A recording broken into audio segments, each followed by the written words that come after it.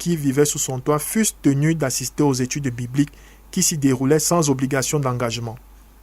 Contrairement à de nombreux religieux, M. Bichoka Etienne vivait en conformité avec les préceptes chrétiens, notamment l'honnêteté, l'amour du prochain, la tolérance et l'hospitalité. M. Bichoka Etienne, j'avais l'âge de 23 ans. Et ce que je peux retenir de mon père, qui m'a d'ailleurs adopté et placé un peu comme étant le fils aîné de sa famille, c'est qu'il était plus qu'un témoin de Jéhovah, tel que moi je l'ai connu. Si on peut dire que les témoins de Jéhovah, c'est des gens qui ont une certaine crédibilité en matière de la foi chrétienne, je peux dire que M. Bichoka était plus que cela. Tel que je l'ai connu, c'était saint homme. Entre parenthèses, moi-même je suis évêque de l'église gréco-orthodoxe anglicane. Donc je suis arrivé chez lui et je l'ai vu vivre dans sa famille. Il avait des qualités telles que l'humanisme, très affable, très humain, qui était capable de s'apitoyer sur n'importe qui. Et il m'a élevé personnellement et je lui suis très reconnaissant. Je peux ajouter également qu'il avait une très grande tolérance en matière d'idéologie religieuse. Moi, je suis venu étant catholique et habituellement, les témoins de Jéhovah ne gardent pas des gens qui ont des idéologies différentes de leurs. Et moi, j'ai eu cette opportunité de vivre ma foi chrétienne catholique auprès de sa foi des témoins de Jéhovah.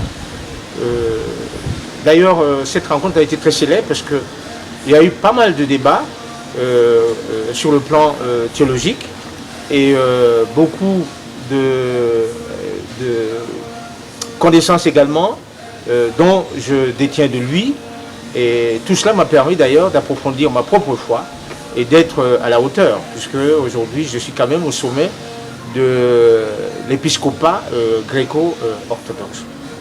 Donc voilà ce que je peux vous dire sur le personnage. Pour répéter, c'était un homme hors du commun. Hors du commun parce que il a vécu avec presque tout le monde comme étant des membres de la famille.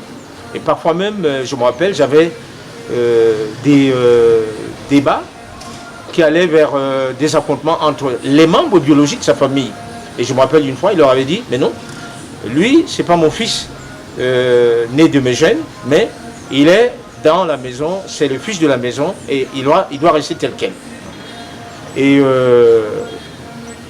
je pense que c'est quand même un personnage sur lequel on aurait beaucoup à dire. Même des gens que peut-être que je ne connaissais pas très bien et qui le connaissaient me disaient toujours que dans toute la famille Bichoka, c'est le seul qui a fait l'exception en matière de probité, d'honnêteté et un très grand sens de discernement.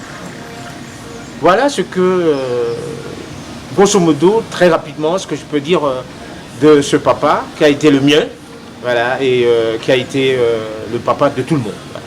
Merci. Au plan de la vie sociale, il contracte une première union qui s'achève quelques années plus tard par un divorce. Il se remarie quelques années plus tard à Etondeniak et Rebecca, avec laquelle ils auront passé 52 années de vie commune jusqu'à ce que la mort les sépare ce fameux mardi 3 novembre à 1h du matin à l'hôpital de la CNPS. De cette union seront issus 10 enfants dont 6 garçons, un décédé, 4 filles, 25 petits-enfants et une arrière-petite-fille.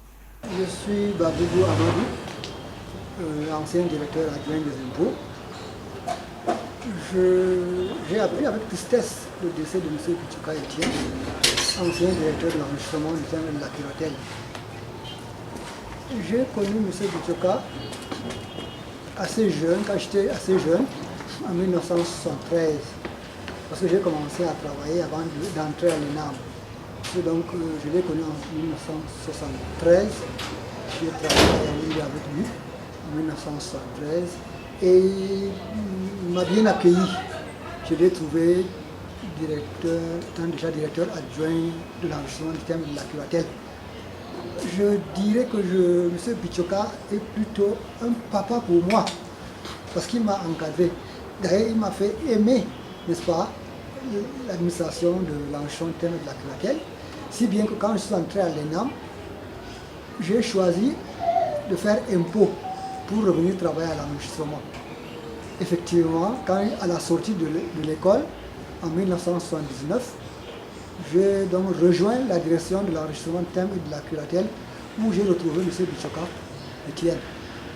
Et à l'école, il était aussi notre professeur. Il donnait des cours de l'enregistrement.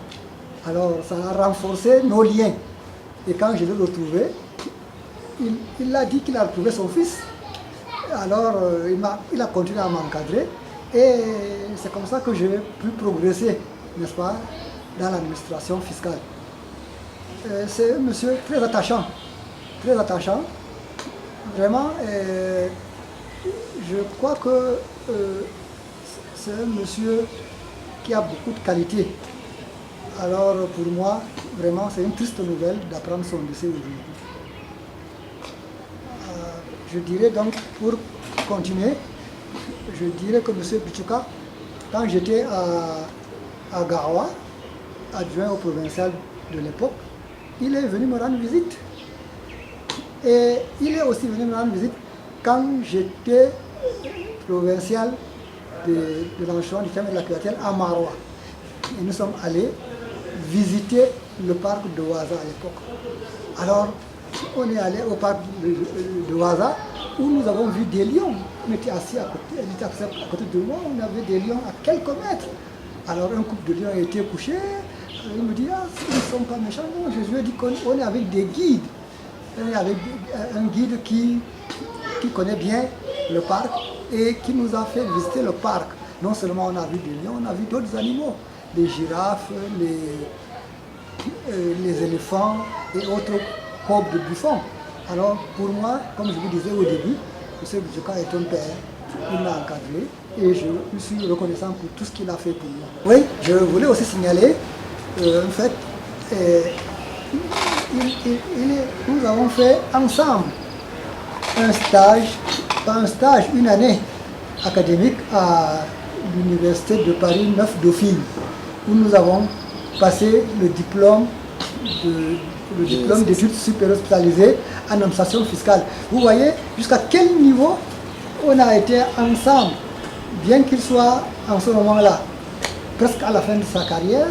Moi, bon, j'étais plus ou moins jeune fonctionnaire, on a été sélectionnés, alors lui et moi, et on est allés ensemble à Paris, où on a passé une année à l'université de Paris Dauphine.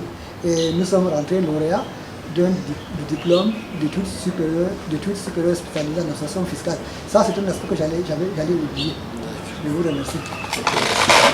Mais au-delà de cette progéniture biologique, Bichoka Etienne aura véritablement été le père d'une multitude qui dépasse très largement le cadre génétique. Au crépuscule de sa vie, à l'heure où les lampions s'éteignent et où l'acteur Bichoka Etienne quitte la scène, son attitude silencieuse semble nous transmettre ces paroles de Jésus-Christ rapportées dans l'évangile de Luc 16 au verset 19. « Et moi, je vous dis, faites-vous des amis avec les richesses injustes pour qu'ils vous reçoivent dans les tabernacles éternels, car elles viendront à vous manquer. »